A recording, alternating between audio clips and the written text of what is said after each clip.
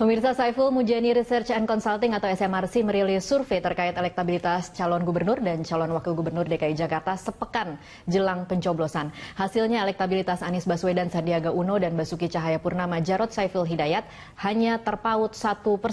Sementara hasil jajak pendapat Litbang Kompas pasca debat semalam menyebutkan pasangan Ahok Jarot memperoleh nilai 8,13 dan pasangan Anies Sandi memperoleh nilai 7,27. Angka ini merupakan dari skala 1 hingga 10.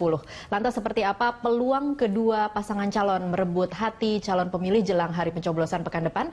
Untuk membahasnya dalam bingkai Ahok Anies beda tipis sudah hadir narasumber kami di studio. Yang pertama ada Sirajuddin Abbas yang merupakan Direktur Program SMRC. Selamat sore Pak Abbas. Selamat sore. Iya, dan juga Pak Indria Samego yang merupakan peneliti LIPI. Selamat sore Pak Indria. Selamat sore Tasa. Iya, sebelum kita bahas tentang surveinya SMRC, saya ingin tahu dulu menurut Bapak-Bapak siapa yang unggul dalam debat semalam? Saya ke Pak Indria dulu.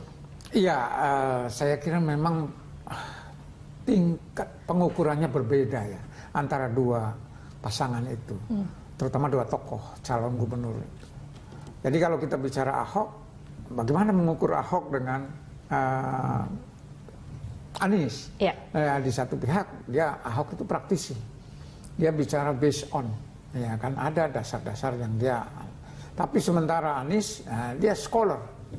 Jadi bagaimana mengukur keduanya itu? Apa tidak apple to apple berarti? Ya, artinya kalau kita bicara kualitas itu, tapi nanti publik lah yang memilih feeling dia, rasio dia untuk menentukan siapa yang layak untuk memimpin Jakarta itu. Jadi kalau menurut saya pada tataran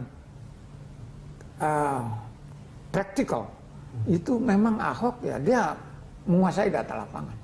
Jadi bagaimana menghadapi persoalan-persoalan Jakarta. Sedangkan Anies ini based on satu pihak komparatif, ya, di pihak lain ya juga data-data yang dia pikir ini loopholes, lubang-lubang yang dimiliki Ahok, yang dialami Ahok yang tidak terpecahkan gitu. Walaupun pertanyaan saya masih tetap, how to do that, gitu kan? Bagaimana? Kalau mengapa dan apa yang harus dilakukan, semua orang tahu. Iya. Nah, tetapi bagaimana mengatasi itu? Bagaimana menciptakan keadilan dan segala macam? Itu benar-benar. Saya barusan lewat kampungnya. Gimana ya?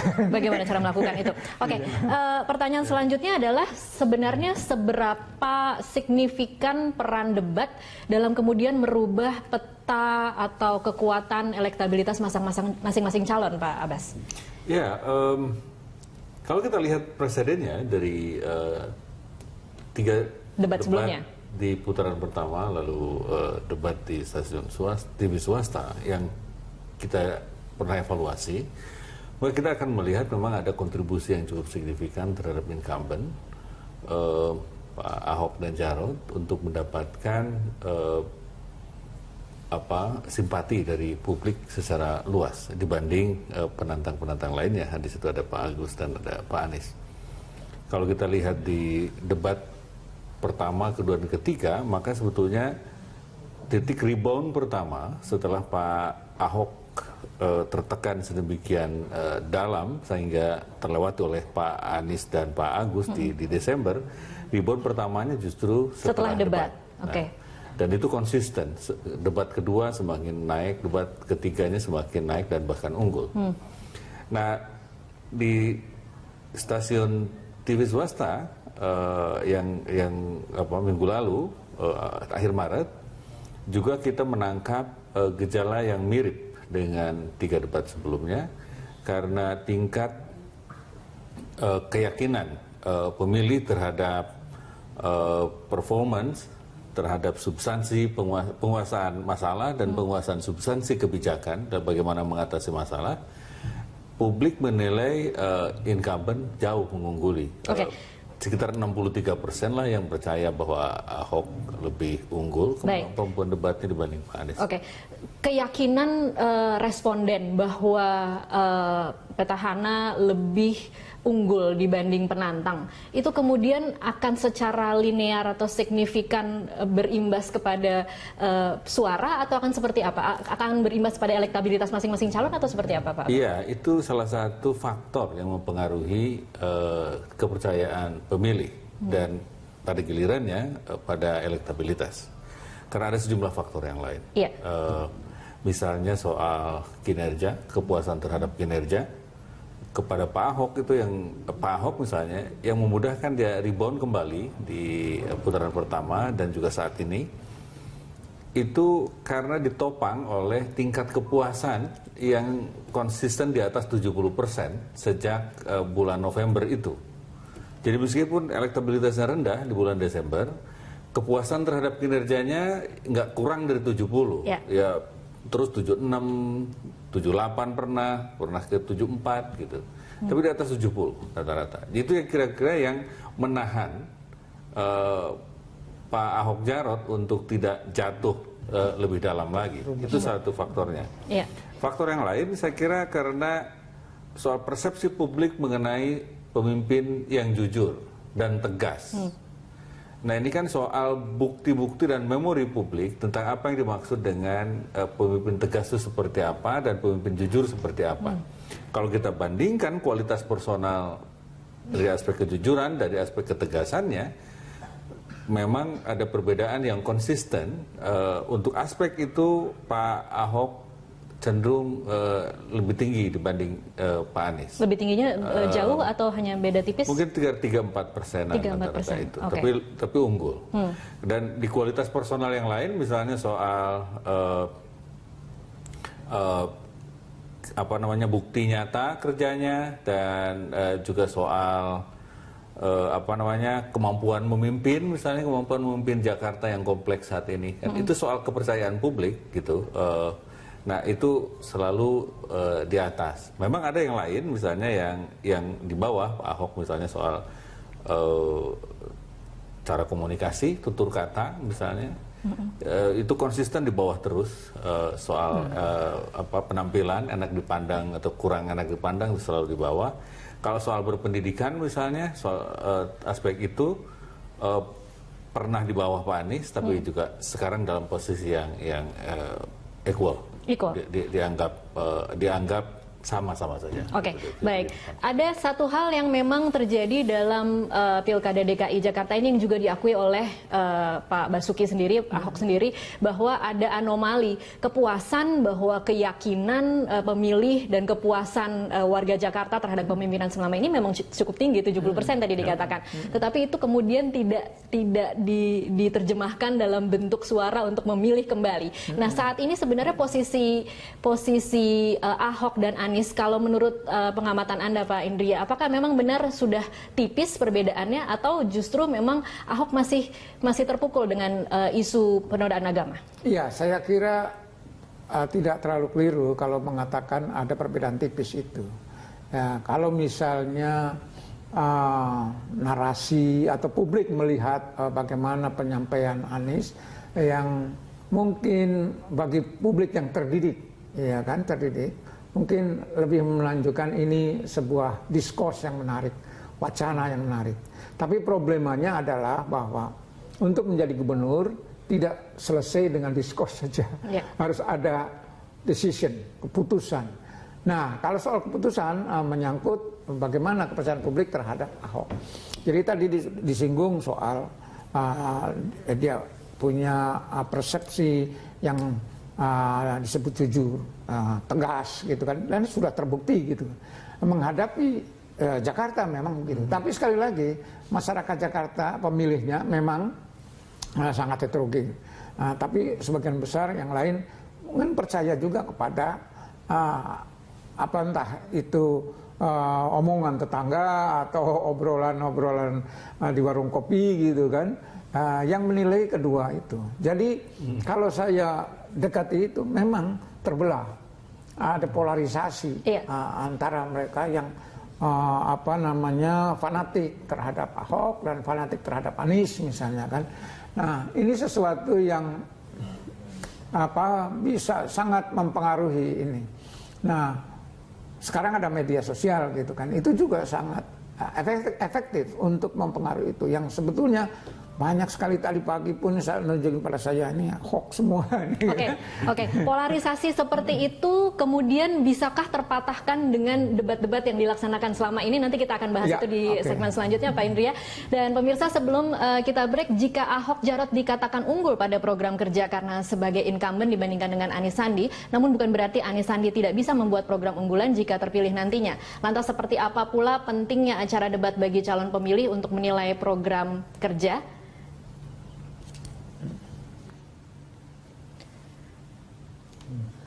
Ya, di sini ditampilkan kinerja incumbent, 54% mengatakan puas, 22% sangat puas, 19% kurang puas, 4% tidak puas, dan 2% tidak menjawab. Tentang seberapa penting acara debat untuk menilai program kerja, 47% mengatakan sangat penting, sementara hanya 3% yang mengatakan tidak penting dan 1% tidak menjawab.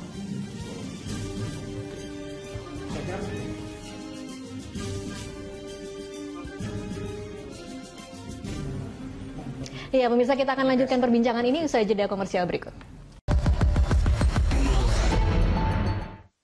Iya, pemirsa, SMRC merilis survei terbaru terkait elektabilitas calon gubernur dan calon wakil gubernur DKI Jakarta sepekan jelang pencoblosan, dan hasilnya elektabilitas Anies Baswedan Sandiaga dan Basuki Jarot hanya terpaut 1%. Sementara hasil jajak pendapat Litbang Kompas pasca debat semalam menyebut pasangan Ahok Jarot memperoleh nilai secara umum 8,13 dengan dibandingkan pasangan Anies Sandi yang hanya memperoleh nilai 7,27. Untuk membahasnya sudah ada rekan saya Dora Edward yang berada di Grand Studio. Dora, silahkan. Ya baik, terima kasih Tasya. Pemirsa, hasil survei yang dilakukan pada 31 Maret hingga 5 April 2017 melalui wawancara secara tatap muka ini ditemukan pasangan calon Anies Baswedan Sandiaga Uno ini mendapatkan 47,9% dukungan. Sementara Basuki Cahayapurnama, Jarod Saiful Hidayat ini mendapatkan 46,9%. Selisih keduanya memang hanya 1%, sementara yang belum tahu ini sekitar ada 5,2%. Jumlah sampel di survei ini sebanyak 800 orang yang dipilih dengan metode Stratified Systematic Random Sampling. Lalu sampel yang dapat diwawancara secara valid sebanyak 446 responden, dan data itu kemudian yang dianalisis. Kita lihat bagaimana hasil survei dari SMRC yang mencatat bahwa citra Ahok ini lebih tinggi daripada Anies Baswedan dalam hal memimpin atau mampu dalam hal memimpin, kemudian perhatian kepada rakyat, tegas, juga berwibawa, serta Ahok juga dinilai bersih dari korupsi. Sementara itu Anies Baswedan unggul dalam citra lebih ramah, kemudian lebih santun, serta enak dipandang. Bagaimana kesamaan dari kedua calon gubernur DKI Jakarta, di mana kedua calon ini seimbang dalam citra pintar atau Ahok dan Anies dinilai sama-sama memiliki wawasan yang luas. Dan sementara itu, pemirsa, Litbang Kompas ini menyebutkan sebanyak 10,18% responden adalah warga yang masih mungkin mengubah pilihannya seusai menyaksikan debat semalam. Kemudian ada 5,99% responden yang ragu-ragu. Ada 80,84% responden menyatakan tidak akan mengubah pilihannya. Sedangkan ada 2,99% responden tidak menjawab atau rahasia. Adapun pengumpulan pendapat ini dilakukan dengan metode wawancara melalui telepon pada saat debat berlangsung semalam. Demikian Tasya informasi yang bisa kami sampaikan, kembali ke Anda. Iya, terima kasih Dora. Kita akan lanjutkan perbincangan di studio. Saya ke Pak Abbas terlebih dahulu. Pak Abbas, kembali lagi kita membahas soal pengaruh debat. Ada yang beranggapan bahwa sebenarnya masing-masing pemilih itu sudah punya, kalau kita tadi bicara tentang polarisasi, bagaimana yang loyalis Ahok itu sudah menentukan pilihan, loyalis Anies sudah menentukan pilihan, dan debat itu hanya semata-mata meneguhkan pilihan mereka, dan kemudian tidak mampu untuk bisa menggoyang atau merubah pilihan. Kalau menurut Anda seperti apa? Ya betul, saya setuju Pak Indria. Memang sekarang ini sudah terbelah, sudah terpolarisasi dengan kuat. Karena kalau kita coba periksa seberapa kuat komitmen mereka untuk mendukung salah satu calon, satu dan yang lainnya. Misalnya Pak Anies, pendukung Pak Anies itu udah di atas 87%, udah hampir 90-an lah. Loyalitasnya? Loyal gitu. Begitu juga pendukung Pak Ahok Jarot juga kisaran itu. Nah, tetapi dari total yang sudah mendukung mereka berdua itu masih ada kisaran antara 8 sampai 13% lah yang masih mungkin mengubah pilihan, gitu. Jadi masih ada pendukung lemah. Ada identifikasi siapa yang berada di kisaran ini, Pak Abbas? Secara demografis ini tersebar di berbagai kelompok demografi, usia, mata pencarian, pendidikan dan seterusnya itu tersebar, random. Dan kita mencatat masih ada 5,2% lagi yang undecided. Nah, jadi debat saya kira punya dua fungsi. Yang pertama mengukuhkan dukungan yang sudah ada di dalam, gitu, atau tidak. Kalau tidak teryakinkan ya berarti ada resiko untuk berpindah ke calon yang lain. Dan yang kedua mengukuhkan mempersuasi pemilih yang undecided ini, yang 5,2% ini, dengan harapan bahwa porsi perolehannya lebih besar kepada satu calon dibanding yang lain, karena ada kemungkinan memang ini terdistribusi secara random. Bisa juga proporsional, tapi kan nggak bisa proporsional dihitung saat ini gitu, tapi harus dilihat pada outcome-nya nanti.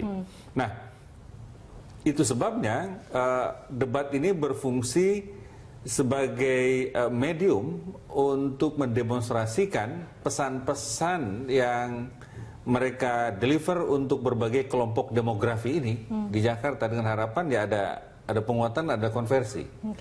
Dan pesan-pesan ini tentu saja dibuat sedemikian luas range-nya, dari mulai untuk kelompok termiskin di Jakarta dari sisi sosial ekonomi sampai kelompok terkaya di Jakarta.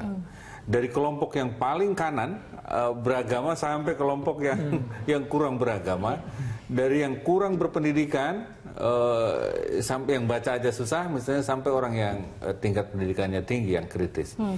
Dan saya kira inilah yang akan jaring luas, kira-kira ini jaring halus lah ya, kalau orang di laut itu menggunakan jaring halus supaya semua ikan yang ada di laut sebisa mungkin bisa tertangkap lewat jaring itu. Kira-kira itu analogi dari debat seperti tadi malam. Pak Indria, kalau Anda melihat angka-angka yang kita saksikan belakangan ini, baik melalui survei, polling-polling yang dilakukan oleh sejumlah lembaga survei, seberapa yakin Anda bahwa angka ini akan kemudian berubah? Kalau kita lihat kan memang bedanya tipis, tetapi selalu dikatakan bahwa ada undecided voters, kemudian kita juga menyaksikan bahwa DPT itu juga bertambah. Kira-kira akan seberapa berbeda sih dengan hasil survei yang kita saksikan selama ini? Iya, soal DPT memang kita punya kritik ya, kerja tidak pernah tuntas di situ. Sampai sekarang sudah ada DPT, tapi ada surat elektor, surat yang menggantikan panggilan itu. Tetapi jumlahnya tadi Cahyokumolo itu mengatakan masih ada sekitar 5.000-an ya, nggak signifikan itu. Tetapi yang signifikan adalah bahwa dulu paslon nomor 1 ini kan 19%, ya kan, lumayan. Nah pertanyaannya ini kan swing voters. 19% ini akan kemana? Iya, kemana gitu kan. Nah, jadi untungnya memang konsisten Agus Silvi tidak berkampanye, tidak sama sekali tidak membuat ini seperti sebelum atau paslon yang lain. Agus Silvi ya keep silent saja begitu ya. Diam saja, memang terserah. Nah ini menarik ya, jadi pasangan itu. Kalau lihat di televisi berita-berita mengatakan, oh ini ikut pendukung sana, ikut pendukung. Tapi menurut saya mereka cair betul. Swing voters. Isu agama tidak penting ya di situ, Pak ya? 19, sekian persen itu. Yang 19 kan itu mendukung bukan soal isu agama, tapi karena mungkin punya semacam pikiran orang seperti Agus yang harus jadi gubernur gitu. Tapi begitu Agus tidak jadi, bisa saja dia menjadi non voters sampai akhir undecided terus. Atau kalau kampanye dua paslon ini aktif mendekati kelompok-kelompok itu, boleh jadi. Tapi sekali lagi, orang Jakarta nggak bisa dimobilisasi. Partai pun boleh saja partainya bilang kita mau ikut, tapi cair betul. Oke, Pak Abbas mungkin bisa membantu. Ada tidak hitung-hitungan dari SMRC kemana suara Agus itu akan berpindah? Kalau di gambaran kita memang ada pergeseran. Memang ada porsi yang cukup besar ke Pak Anies. Kan kita selalu tanya misalnya, Anda kemarin milih siapa? Gitu. Lalu kecenderungannya sekarang seperti apa? Lalu kita cross, kan kita kelihatan tuh. Iya. Pakai cross tab kita juga udah kelihatan. Berapa persen kira-kira Pak dari pemilih yang memilih lebih besar ke Pak Anies ketimbang ke Pak Ahok. Oke.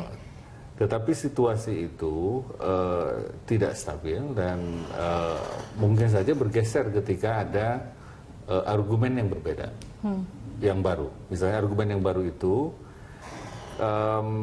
soal masuknya partai berbasis Islam moderat seperti PKB dan P3. Ditambah misalnya endorsement tidak langsung dari komunitas berbasis NU seperti Ansor misalnya, begitu.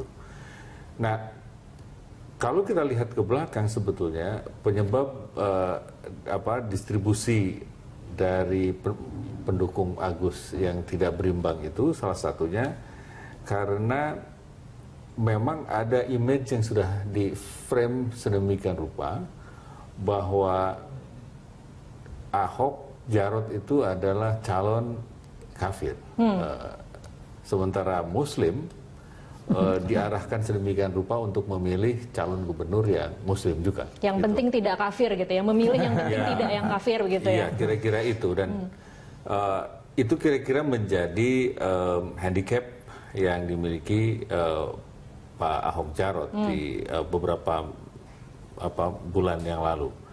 Dan problem itu sebetulnya sekarang sudah teratasi. Sudah teratasi menurut Anda? Sudah teratasi dengan masuknya P3 dan PKB dan juga sikap NU. Karena handicap itu tiba-tiba terisi bahwa ternyata partai berbasis Islam pun sekarang sudah ada di koalisi itu. Ditambah secara argumen keagamaan yang ditampilkan oleh tokoh-tokoh NU misalnya terlihat begitu terbuka, moderat, konsisten dengan pemikiran Gus Dur. Bahkan GP Ansor dan PKB sekarang sudah ada retorik misalnya tidak akan dukung calon yang didukung oleh kelompok Islam radikal misalnya.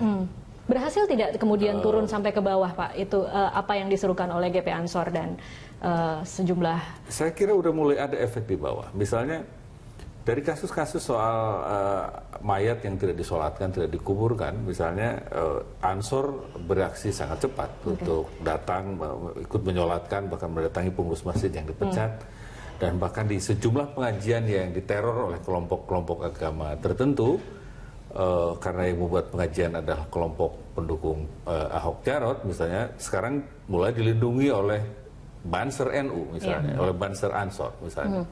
Di banyak tempat itu sekarang kejadian, bahkan mereka ikut menjaga.